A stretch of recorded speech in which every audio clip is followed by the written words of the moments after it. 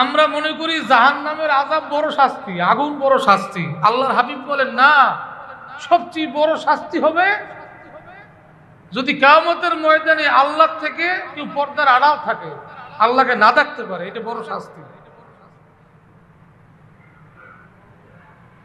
আর এইটাকে মানুষ পাগলামি মনে করে।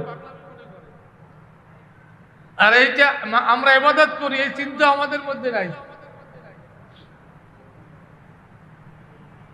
এই চিন্তা আমাদের মধ্যে নাই। নামাজ পড়ি, এই চিন্তা নাই।